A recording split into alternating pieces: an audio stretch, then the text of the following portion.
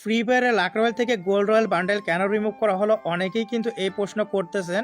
আসসালামু আলাইকুম, আশা করি সকলেই ভালো আছেন। আমরা যদি লাক রয়্যালে যাই তাহলে দেখতে পারবেন এখানে গোল্ড রয়্যাল বাদে সব ইভেন্ট আছে, এখানে উইপেন রয়্যাল ইভেন্টও আছে। তো আমরা কিন্তু গোল্ড রয়্যাল বান্ডেলটা যেটা দেখতে পারছিলাম টপ অফ ক্লাস বান্ডেল, এটা কিন্তু রিমুভ হয়ে গেছে। এই বান্ডেলটা রিমুভ হওয়ার পর অনেকে মনে করতেছেন গোল্ড রয়্যাল কোথায় গেল, গোল্ড রয়্যাল কেন দেখা যাচ্ছে না, গোল্ড রয়্যাল বান্ডেল কি আর আসবে না? হ্যাঁ, এটা আসবে, কিন্তু ফ্রি ফায়ার এটা রিমুভ করছে এই কারণে, কারণ গোল্ড রয়্যালের মেয়াদ কিন্তু শেষ হয়ে গেছে।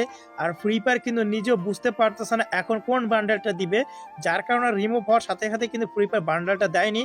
এখন কি হতে পারে, আজকে সকাল 10টার পর কিন্তু গোল্ড রয়্যালের বান্ডেল আসতে পারে, আসার সম্ভাবনা কিন্তু অনেক বেশি রয়েছে। এছাড়াও যদি আজকে সকাল 10টার পর না আসে তাহলে কি হবে, 7 তারিখ ভোর 4টার সময় আসতে পারে, অথবা সকাল 10টা, না হলে কিন্তু 8 তারিখে আপনারা গোল্ড রয়্যালের বান্ডেল দেখতে পারবেন, এটা 100% কনফার্ম।